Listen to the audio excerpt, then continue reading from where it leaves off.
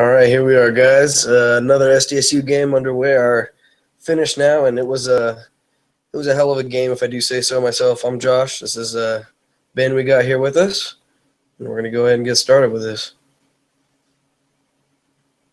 Yeah, it was kind of just tale of two halves, really, or even not even two halves. It just kind of the game had finally looked like it was just totally in Cal's favor. Then they went on that 14-0 run. I was like, being a long Thanksgiving day, like I was like hitting a wall as the team was. I'm like getting tired. I'm like, all right, like how's this gonna go? Is this gonna turn ugly? And then they just hit on the gas and everything started clicking. What do you like? What one thing like made that run possible? Do you think? The one thing for me, and the announcers hit it right on the head at the end, is it wasn't their play of the game, it was their plays of the game. Winston Shepard stepped up again big time in the second half. They subbed him in, and he made things happen. And just like I said last time we did the podcast, this is the second time now that I've ever wanted Winston Shepard to actually have the ball in his hands and be trying stuff. He played great today. He was 6 for 10 from the floor, but man, he stepped up. 15 points. He was playing hard, and all 15 of those points came in the second half. So he was that was big for the team. He got in there and lit a fire under him, and I think part of what that is the last two games our starters haven't started. It's been the bench starting, and I think Coach Fish did that on purpose. Kind of sat Winston, sat Malik, sat them all. Started Dakari and Zylan and Hemsley, and just let them kind of told him you got to earn your minutes in this game. And I think that it's kind of hit a chord with Winston. He's learned that he's got to earn his minutes. So he played well this game. I really appreciated his second half. Yeah, Shepard was great, and it was like I was just trying to think like what. I was trying to pay attention to like, okay, what are they doing differently on defense to make this happen? But Shepard just kept getting run out. So like I couldn't just like I was trying to think, but it's like Shepard run out, dunk, alley-oop layup. It just kept coming so fast. Yeah, it was crazy. And like you talked about the starting lineup thing. I'm just thinking about it since it's been 2 games with that lineup now. Like it's really special to see that with a college team because it's not like it's just a matter of the coach like saying, okay, you guys aren't playing well.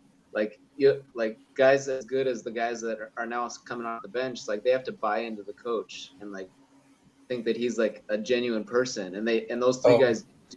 Absolutely. And they still play well. And that's incredible to me. Oh yeah, absolutely. I mean, our bench guys definitely deserve the minutes they're getting. And you look at this game, our bench outscored theirs 34-7. 34-7. That's saying something huge. 34-7. Our bench outscored them. Like we have depth in this team, and once we find that offensive rhythm, we're damn near unstoppable, man. That second half was one of the best second halves I've ever seen in definitely in SDSU history. I mean, we outscored them 42-13 in the second half. Came back from a 15-point deficit, which was the second largest in Steve Fisher's era at San Diego State. The largest being 16 points against New Mexico 2 years ago. I mean, it was just a hell of a game, man. And yeah, if our bench keeps scoring like that, and we can actually find an offensive rhythm like we did in the second half, this team's going to be amazing. There's not going to be a way anyone can stop them. You talked about offense. The start of the game, my mind was blown. They're running a completely new offense. And my working memory with SDSU basketball basically goes back to the 34-3 team, where I can like actually remember like specific moments. Literally the first time like they've just rolled out a new offense. Like they took away the 2 posts at the 3-point line and feed them a bounce pass and having them stand there with the ball, and the ball was moving, people were moving. It was it was crazy to watch. I'm sure Cal was surprised to see it. I mean, it was literally brand new. Yeah, it was definitely new. I mean, first half we couldn't get a bucket to fall for anything, man. We started in the beginning. We started off hot. We went 7 for 12 from the floor, and then what did we finish the first half? We went 2 for 18. 2 for 18 after that 7 and 12 shooting, and second half, man, we when's the last time you've seen that many dunks in an SDSU game before? You know, like we were actually getting to the basket. We were penetrating. We were getting some good passes going. Yeah, there were still some sloppy passes, but, you know, it was a lot better than normal. And we were just, I mean, the one play that comes to my mind is when Sky was setting up a little screen for Winston, brushed the guy off, ran to the hoop, and Winston passed it right to him. And it was just it was such a clean play and such a clean dunk for Spence, man. It was awesome to see the offense working like that. And I appreciated getting inside and getting some points in the paint. Right. It was, yeah. I mean, they changed this offense to put guys in spots where they can be most effective. Like, I think the best thing for this team is to post up in that short corner with either Cheatham, Pope, or Shepard, and that's exactly what happened with posting Cheatham there, and they couldn't guard him. Yeah, I mean, it was just that offense, man. I don't know what was going on, but it was amazing, and they need to keep that up. It was, I don't know, the Cheatham dunk from the inbound too from Winston in the end of the game, like, blew my mind. I'm happy to see him start passing balls. I'm happy to see plays start happening. I'm happy to see the offense light up. First half we were shooting 28%, second half 50%. I mean, that's such a huge improvement. So, you know, we need to keep that up, keep that stuff where people are getting clean shots like that and they're in their comfort zone, you know. Like, I'm tired of having see, you know, Winston shooting all these threes just because he has to, because he's outside and he has the ball, you know. He was shooting so many from right around free throw, and it was just going, man. It was great. Yeah, I think like this is the first time in a really long time at the end of a game that I say, like, yeah, I was happy with the shot selection, like, for the whole game. I was happy with it. Like, guys took shots where each person should be shooting from. Yeah, no, I completely agree. Most of the players were taking shots they should have. Coming back to Malik Pope again, man. I mean, 1 for 7 from the floor and 0 for 3 behind the arc. I don't know. This guy, he's supposed to be so amazing, and he's just – I don't have his season stats right now, but, man, he's definitely letting us down, and I did appreciate that Fish kind of took away his minutes in the second half, made him realize, you know, I think maybe Fish is realizing, you know, he's got to earn those minutes, and he's not doing it. You know, for the first couple of games, I feel like Fish was putting him in there trying to help him find a rhythm because he knew he'd had a couple of years off. But a couple of years off from real games doesn't stop you from getting in the gym and shooting those shots. I mean, you shoot them that much, you should be way more consistent in a game. Even if there's someone guarding you, you should be way more consistent. So, you know, yeah, a lot of guys were getting a lot of really good looks. Pope's still not letting him fall, man, and I don't know. He's the one. Every time he puts him in, I'm like, damn it, Fish. Like, you got to stop doing that, man. I think I disagree with a lot of people on this, and I'm okay with that. But, like, he needs to keep shooting. Like, that's the skill that separated him in high school. It's what makes him a top recruit. And it's what's going to put him in the NBA. Is that it's not that he's 6'10", it's that he's 6'10" and can shoot. Like, just watch the guy's shot. It's beautiful to watch. He's just not making shots. And we saw with Trey Kell too. But now he had some confidence instilled in him, and now he's playing well. I mean, I just think he needs to see a couple fall at the start of a game, and he'll be okay. Because I think there was a difference. 2 times already this season, Pope has been benched in crunch time. Tonight, I didn't totally see it like that. It was just like the guys on the court went on this huge run. You weren't going to touch it, no matter who was on the bench. You know, would you? Yeah. You see it that way? But I don't look at tonight as bad for him. The last time we did this, I said they need they need to change their offense to help Pope out, and they're making changes. So I think give him a couple of games here and, you know, see how he reacts to getting the ball in different spots. Yeah. No, I mean, I know he's got that beautiful stroke.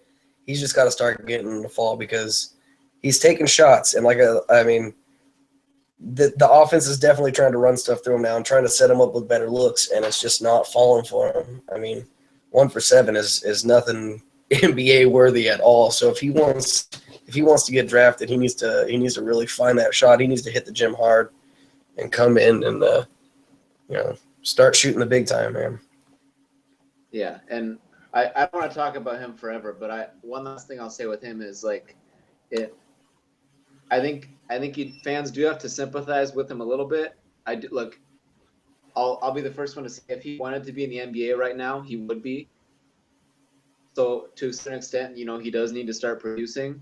But he's the guy on a team where like a team that's known for not being able to shoot for crap, and he's like the one guy like you got to make all your shots. That's a lot of pressure to be like the shooter on a team where it's just like, oh well, none of them can shoot.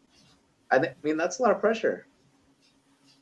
I mean, you say that none of them can shoot, man, but I mean, looking at Hemsley and Dakari and all these guys shooting well. I mean, even Sky, a guy known for his non-offense, basically for his defense, went 5 for 5 from the floor tonight.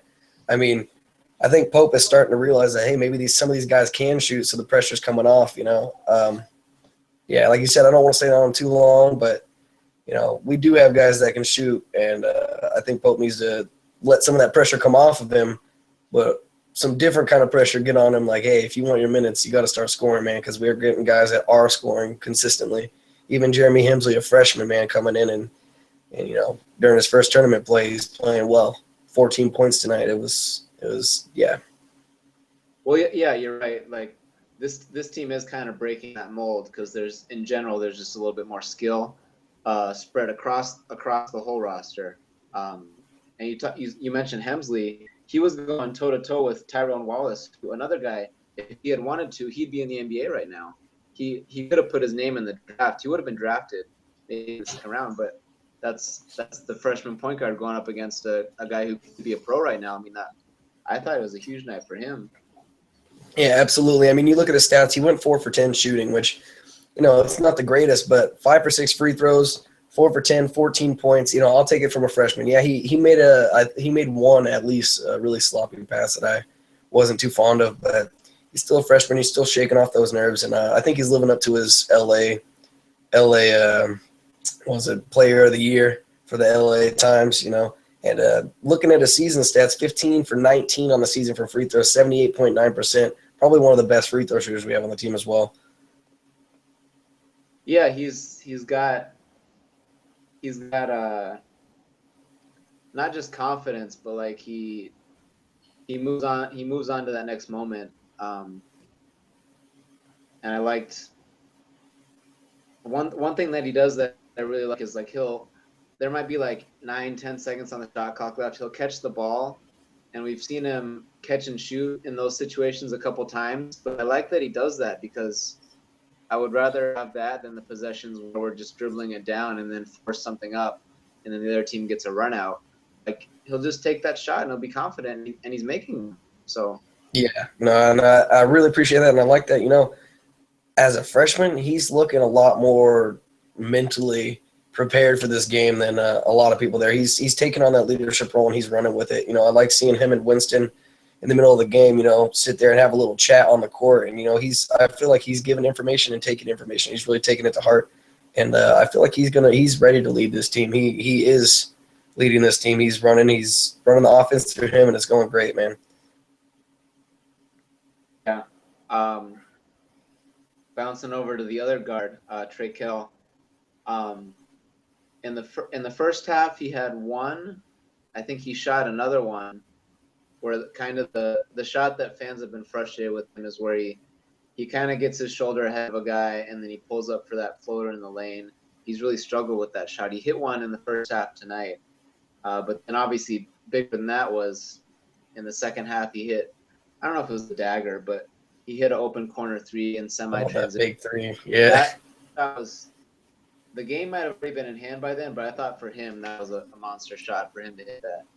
Absolutely clutch shot. I mean, not clutch, like you said. It was probably in the bag already, but just doing that, I think it'll boost his confidence, knowing that he, if the ball's or it boosts my confidence knowing that if the ball's in his hands, and he has a clean shot, it's a pretty good chance it's going to go down. I do like seeing Kel in the spotlight when he has a good look. He tends to, as long as he's got a good look, it tends to find net. So I'm Yeah, happy with Cal taking those shots.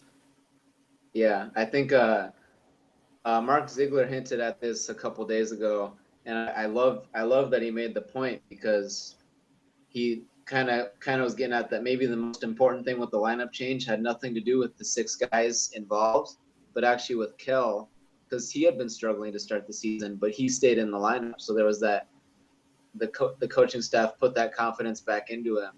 You know, he wasn't playing well, but they, you know, I think the quote was that they want him to be the player that they recruited him there to be. You know, so they still saw him as that guy, and I think we might start to be seeing that now. Yeah, absolutely. I think he's he played last year in a position that wasn't his natural position. He's now back in it. I think it's just taking some adjusting to get back used to that. You know, this is my role. This is what I do. Let's make it happen. Yeah, and just again, just being labeled as a shooter. I feel like especially this program more than others, it's a big burden. Like we saw it with Strigley, like it took him so long to get going as a shooter. He hit his stride, but then he hit a lull. And we talked about Pope and now Kel, so that's been huge. Yeah, and another big thing that went into this game. I mean, I don't know how you feel about it, but I feel like on the other side, on Cal's side, Rab and Brown fouling out. They were in foul trouble pretty early. Had to sit early in the second half or about midway through the second half, and I feel like that was a big thing for our team. Yeah, attacking Rab especially was huge. I mean, more than anything, he was just obviously tough to box out. I'm not really worried that he scored on post ups because it doesn't, obviously the team didn't. I don't think they really focused a game plan around him because they didn't send a double at him or anything. So just I thought Spencer did a great job of playing him straight up. Joel struggled a little bit more, but you know that Spencer's your guy, and he was able to play him chest to chest.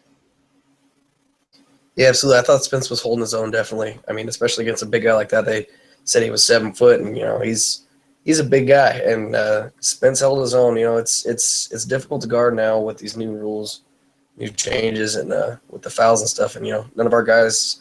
I think Hemsley fouled out, but they were just dumb fouls in the second half. He was the only one that was even close in the first half with 2 fouls. So I feel like our team played well, and they were defending those guys and holding their own without getting too many fouls called on them. So I thought that was a lot better than normal.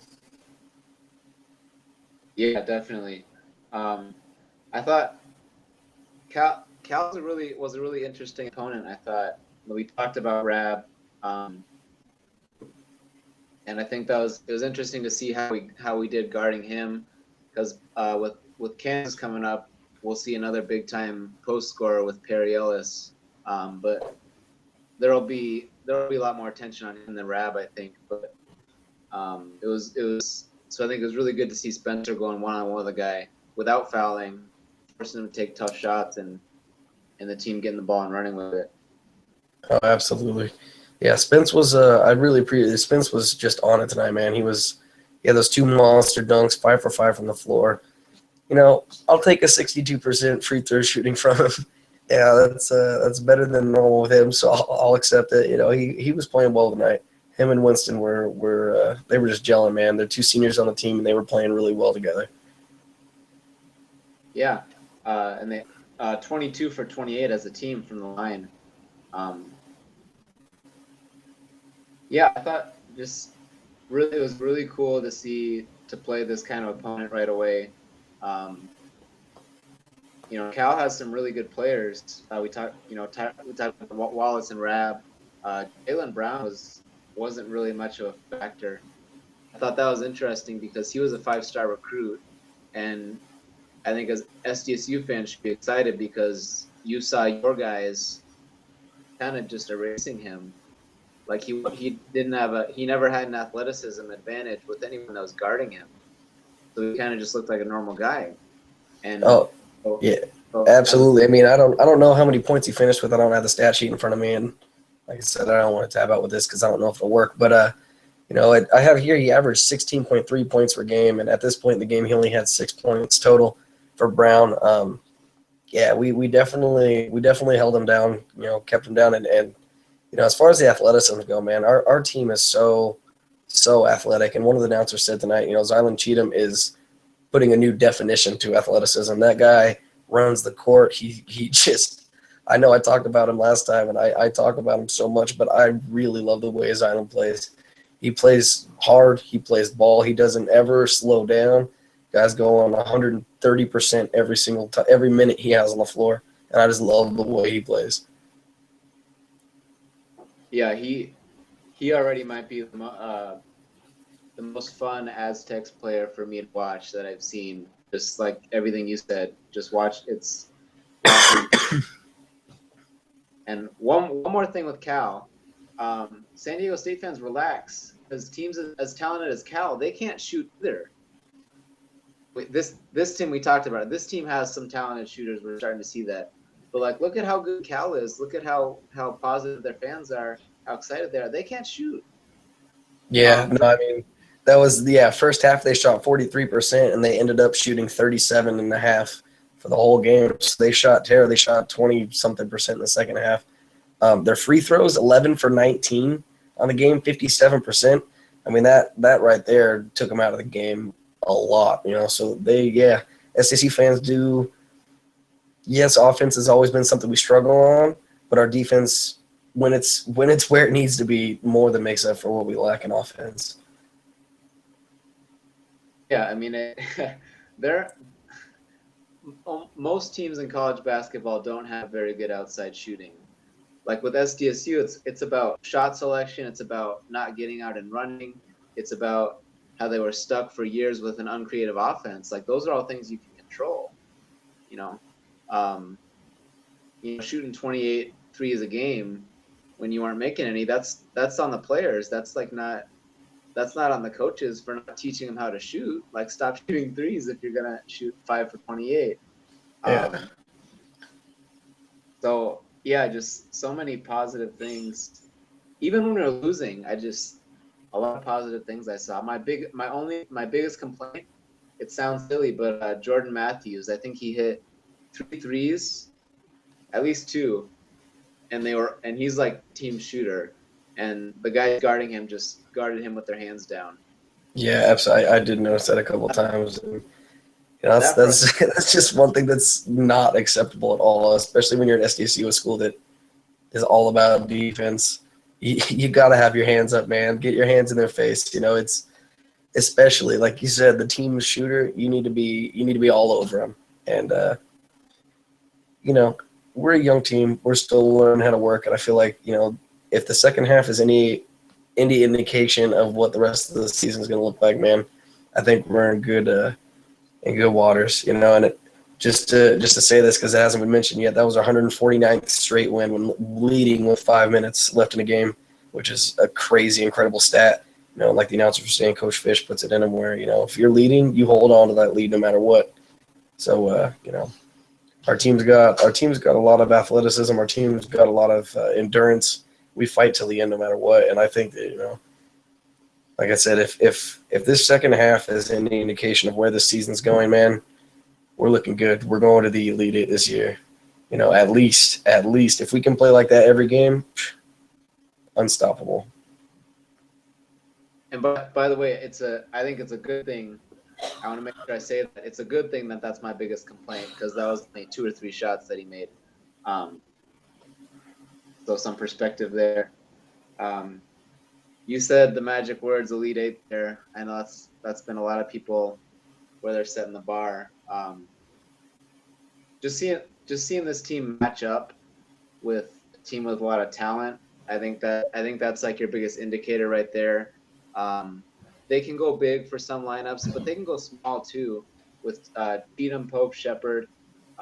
Those guys I think all spent possessions guarding Ivan Rabb tonight, which is just, how many teams can do that? Like, that's huge. So yeah, it's not many. Like you said, I mean, Elite Eight is where we want to be. That's what we're hoping for. And this team, like we've said all night, athleticism, no problem. We can keep up with any team in the nation. It's just we got to find our stride. And it seems like, the last couple of games, it's always been first half sloppy, second half come back looking way better. And this team just needs to find a way where they come out first half looking good. And if we can do that, I mean, we can't wait till the second half in every game. That's not gonna. There's no way other teams are gonna take advantage of that. There's no way that we can come back from a 15-point deficit every single game we play in the second half. It worked out for us tonight. We got to find our stride. We got to find our stride in the first half in these upcoming games. Definitely, and I think they can. Tomorrow against West Virginia, playing for a championship in this tournament. They'll have to get to that good start you're talking about, because West Virginia's been scoring the ball pretty well, so they got to come out and get some stops right away so they're not climbing out of a hole against a team that can get the ball up and down the court and score. Yeah, there's just our defense team seems to be a little more consistent.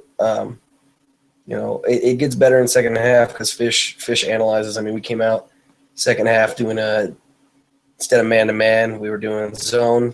Then the Cal took a timeout. Fish knew they were going to change something up, went back to man-to-man, then went back to zone after that. Like, he analyzes like crazy, and second half our defense plays better. But I think first half our defense is pretty similar to what it is in the second half. It's our offense that needs to find its stride. So I feel like if you guys can just get their confidence early, get their confidence up early and start scoring in the first half, there's like you said, against a team like West Virginia, we have to, or it's done.